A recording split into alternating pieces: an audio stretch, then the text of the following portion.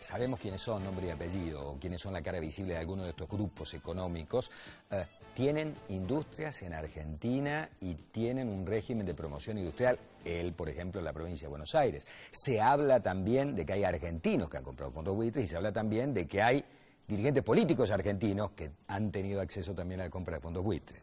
Se habla absolutamente de todo.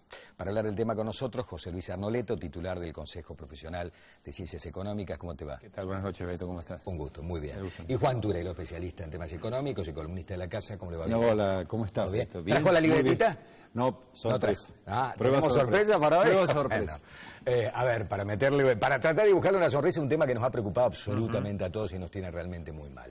A ver si lo puedes explicar en lenguaje sociable. ¿Qué es lo que ha pasado?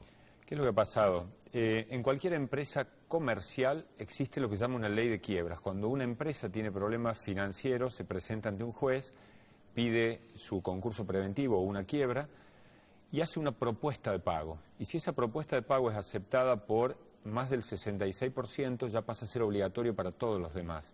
Eso no existe en un Estado. En un Estado, cada uno de sus acreedores negocia individualmente. Entonces, Argentina plantea que el 92% de las acreencias entraron a un canje y que por ende el otro 8% o entra en las mismas condiciones o se queda fuera de todo. Lo cual la justicia norteamericana ha dicho eso no es así. ¿Por qué esto se dirime en la justicia norteamericana? Cuando cualquier persona celebra con otro un contrato, la penúltima cláusula que fija antes de la fecha y firma es jurisdicción. Es decir, si nosotros tuviéramos algún desacuerdo respecto al contrato que estamos firmando, desde una locación, una compra-venta o lo que fuera, ¿dónde iríamos a pelearnos o a dirimir nuestras diferencias? En caso de conflicto se dirime en... Perfecto. Tribunales Argentina, provinciales, por ejemplo. Como la gran mayoría de los países del mundo que emiten deuda, genera mucha confianza en los ámbitos internacionales de crédito que el domicilio donde se discuta no sea el país de origen, porque si no, lógicamente, un inversor extranjero estaría desprotegido si a la hora de tener una discrepancia tuviera que ir a pelear, en este caso venir a pelear con la justicia argentina. O nadie compra esos bonos. Seguro. En caso de que el reaseguro sea la justicia argentina. Si no hay confianza, claro. Si no hay confianza, Beto, esa desconfianza aumenta el riesgo, y si aumenta el riesgo, aumenta la tasa de interés. Claro. Es decir, no es que digan no lo van a comprar. Acá todo el mundo se rasga la vestidura, pero si ve una oferta, va y la compra. ¿Quién determinó que sea Nueva York? Los tribunales de Estados Unidos, digamos. Pero ¿durante qué gobierno? ¿Esto se renegoció? ¿Fueron Labaña y Kirchner o estoy equivocado? Sí. Ellos determinaron que sean los tribunales de los Estados Unidos, de Nueva York. Que no fue una decisión para señalarlos con el dedo, porque históricamente muchas de las negociaciones de porque se han dicho muchísimas cosas, José Luis, dicen cada cosa en torno a este tema. A ver, en esto, si querés buscar culpable, desde la época de las colonias para aquí, Argentina tiene deuda externa, desde 1800 para aquí, desde la Baring Brothers en los tiempos de Rivadavia en adelante, siempre ha habido deuda, siempre ha habido renegociaciones, siempre ha habido prórroga de plazos. Lo que por ahí en esta década ha pasado es que las tasas de interés han sido alevosamente altas y han incrementado valores de capital prácticamente irrisorios a cifras enormes por las tasas de interés. El hecho de comprar más barato y que los hace parecer buitres o delincuentes se llama ley de oferta y demanda. Cualquier bien, yo voy a negociar un precio y si yo estoy en condiciones más favorables con respecto al que tengo que negociar, desde una compra-venta de un inmueble o una hipoteca, o voy al mercado a negociar y veo cuando está por cerrar qué verdura perecedera le va a quedar al puestero y trato de negociar precio. Esta gente lo hace, tiene espalda financiera y tiene todo el tiempo del mundo y todos los abogados del mundo para esperar, litigar y conseguir un fallo. Es un negocio financiero que plantean. Compran muy barato, ponen buenos estudios jurídicos y esperan. Seguro. Y hoy se le está dando un milagro, porque compraron al 10%, si hubieran recibido una oferta del 40 o del 50, suspendían el juicio hace 5 o 8 años atrás. Claro. Pero recibieron una oferta del 30%, dijeron, no, aguantemos un tiempo. Y ahora consiguen una sentencia que les dice el 100%. La presidenta dijo, yo sabía que esto iba a pasar. ¿Por qué no actuamos de manera distinta si ella estaba convencido que esto iba a terminar así? A confesión de parte, reloj de prueba, diría un abogado. Me parece que si era uno de los escenarios... ¿no? Sí, lo escuché esa noche.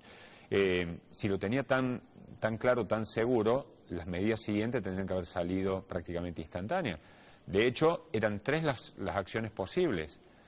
Que lo aceptara la justicia norteamericana y que luego de un tiempo de la Corte Suprema de Justicia norteamericana y que luego de un tiempo lo rechazara, que lo denegara y volviera la causa al tribunal de origen, o que lo denegara y terminara confirmando la sentencia, que ya tenía sentencia de primera instancia y de Cámara. Y la circunstancia de esta última denegatoria implica que a las 48 horas caía el stay, que era la cláusula de que no se podían embargar los fondos. Eso era decir, ¿por qué se cayó esa cláusula? Porque era automático. Si en última instancia era ir a la Corte Suprema y la Corte dijo, no lo recibo al caso, como ocurre con el 97 o 98% de los casos que elevan a la Corte Suprema. Salió el facsímil de esa sesión de la Suprema Corte y rechazaron prácticamente todos los expedientes que se le presentaron. ¿Por qué Griese dice fue desafortunado el discurso de la presidenta argentina? Porque si bien un juez debiera actuar exclusivamente por hechos objetivos, nadie es una máquina. Un árbitro de fútbol, cuando tiene que tratar de poner una pena a una infracción que comete un jugador, si el jugador lo increpa y lo insulta, eso agrava la resolución que va a tomar. No es un objeto que diga, no, me voy a citar solamente por los temas. Y escucha, que Argentina no pagaría en el exterior, y eso es considerado por la justicia norteamericana como un desacato. Si ante una sentencia, ya de última instancia, pasado Corte Suprema, hay una sentencia en contra, que alguien diga, no la vamos a pagar, por más justificativos que pone, es considerado para un juez como un desacato a una orden judicial. Bien. O una extorsión, dijo la presidenta. Es una extorsión. O ese planteo de extorsión que también a nivel algo más doméstico, ¿de qué manera nos afecta a todos nosotros? Porque hay gente que dice, bueno, fíjate, es un problema de Cristina. No, un problema de Cristina. Si a Cristina le va bien con todo esto, nos va bien a nosotros. Si a Cristina le va mal con todo esto, nos va mal a todos nosotros también. Sí, pero me parece que lo primero que hay que decirle a la gente, porque está muy inquieta por este tema, vos decías, es un tema dominante. El sábado pasado decías que el tema dominante era el Mundial, y me parece que en solamente 24 horas los argentinos nos cambiaron la pantalla, ¿no? De ver fútbol pasamos a ver funcionarios, economistas, analistas, jueces, etcétera, porque tiene que ver mucho con nuestro futuro. Yo creo que si alguien piensa que en este momento, digamos, su empleo, su salario o a lo mejor la inflación se pueden corregir con este tema, no, porque esto tienen otras causas y no responden justamente a la negociación con los holdouts. Pero estos temas sí van a estar afectados en el mediano plazo de acuerdo a cómo lo resolvamos. ¿Qué es el mediano plazo? Yo creo que el mediano plazo es años. saber de que si Argentina cómo va a terminar de ¿Va a entrar en default o no? Acá hay una fecha, el 30 de junio. De todos modos, en los términos de deuda de países soberanos hay 30 días más de plazo. O sea que la Argentina tiene hasta el 30 de julio para encontrar un mecanismo de resolver la situación con el juicio que perdió, más la deuda que tiene que pagarle a quienes ya reestructuraron la deuda. Pero si uno dice, bueno, ¿y esto cómo va a avanzar? Bueno, uno puede pensar que esto es como fichas de un dominó, que justamente he preparado una especie de esquema, porque la columna vertebral del tema que está en juego es el crédito. Sí. Si el país va a tener crédito, sí van a tener crédito los privados. Vamos a tomar el sector público. Esta es la fichita de dominó cuando vos jugabas, Beto, viste que hay una ficha claro, que abre el juego. Sí, sí. Bueno, la ficha del crédito tiene que ver para el gobierno tanto el financiamiento y de acuerdo al financiamiento que obtenga tiene que ver con las reservas. Hoy solamente en 28.000 millones de dólares es una preocupación, es un país débil en el nivel de reserva en relación a su deuda y también en el nivel de las tasas de interés que puede llegar a pagar y que tiene obviamente para el mercado interno. Todo eso obviamente impacta en lo que es el desenvolvimiento de la economía. Para quien está pensando en el sector privado, bueno, el sector privado también necesita el crédito para invertir. Se hablaba aquí mucho de inversiones en vaca muerta, de empresas que ya están instaladas en el país que iban a pedir a sus casas matrices crédito para invertir. Bueno, la inversión está directamente vinculada a la producción, en la producción al empleo y el empleo a los salarios, que sería la última ficha que está allí arriba. Es decir, este esquema de que la Argentina puede tener problemas de financiamiento de acuerdo a cómo resuelva la cuestión de los holdouts tiene dos variantes. Por el lado del sector público, complicado, y por el lado del sector privado, que es lo que realmente quizás todo el mundo está pensando, cómo va a impactar en la fábrica donde trabajo, cómo va a terminar impactando en el empleo y en el salario. Todo depende cómo se resuelva la negociación con los holdouts. Y ahí el discurso, acompaño lo que dice José Luis, el gobierno ha exhibido un discurso dual. Lo ha maltratado al juez. Para la tribuna esa parte. Para la discurso, tribuna, ¿no? Ha dicho que es una extorsión. El ministro dijo que quieren hacer caer la reestructuración de la deuda. Hubo otras voces oficiales que dijeron esto es como que nos pasa una factura al mundo porque nosotros hicimos un programa nacional y popular distinto. Bueno, eso es, como decís vos, para la tribuna. Después dice, les vamos a mandar los abogados. De pronto Capitanich dice no está pensado enviar una misión, es decir, tiene un discurso dual.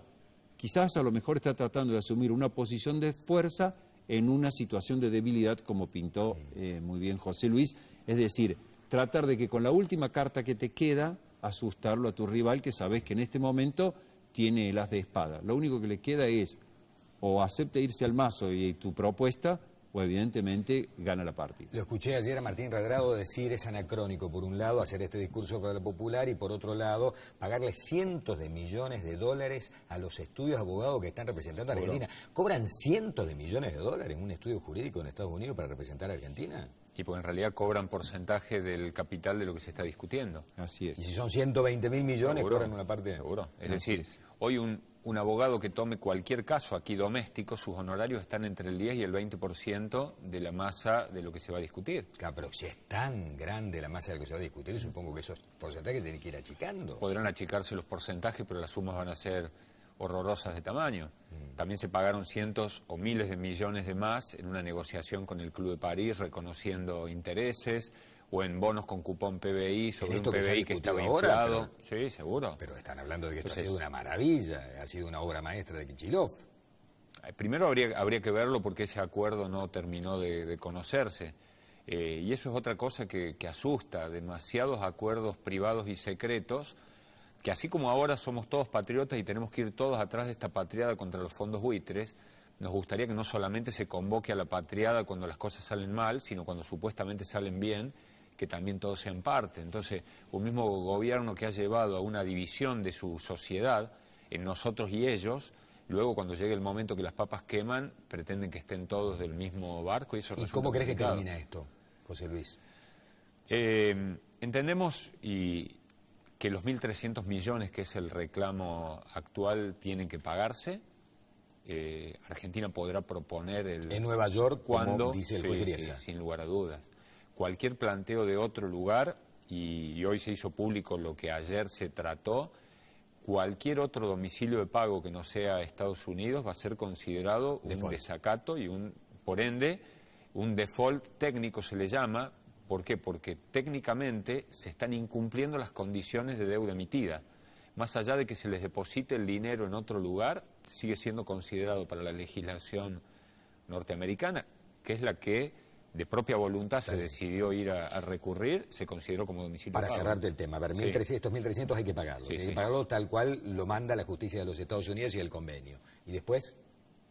Y después, lo máximo que estiman los juristas, hasta en el máximo pesimismo, es que se podría extender hasta 15.000 millones, es decir, hasta el 8% de los que no entraron al canje, la posibilidad de ir por el todo de su acreencia. Que no habría posibilidad alguna de que el 92% vaya porque firmaron un acuerdo voluntario.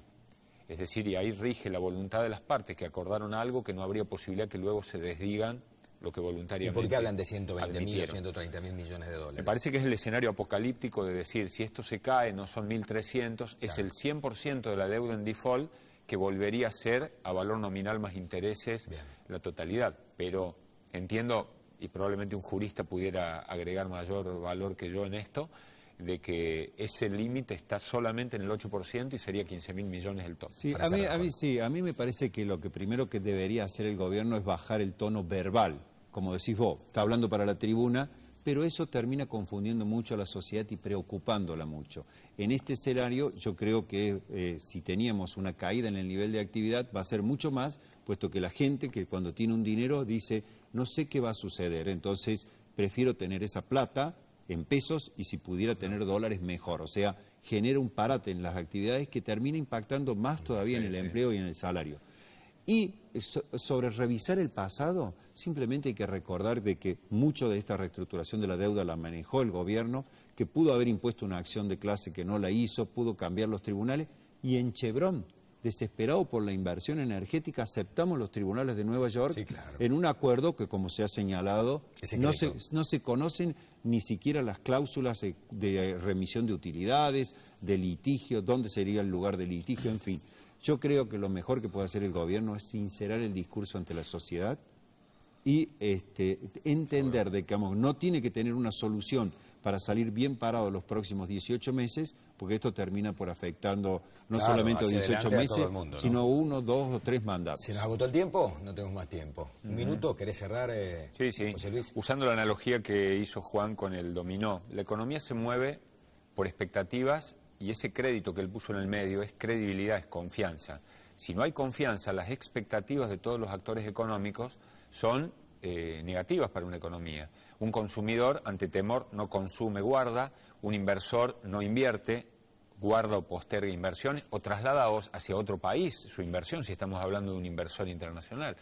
Entonces, el que las fichas del dominó estén puestas horizontales como las puso Juan, o que estén paradas en el otro uso que se le dio al dominó, de que se cae una y se caen todas, depende de las señales que el gobierno transmita en los próximos días. Ojalá sean buenas. Es jugador de básquet, pero sabe jugar al dominó. Sabe del dominó, yo de básquet nada, pero dominó también. Gracias a los dos por haber estado. Por favor, un gusto, muchas gracias. Nos vamos al corte, cuando nos reencontremos vamos a hablar con el ministro de Industria, con Martín Yarlora.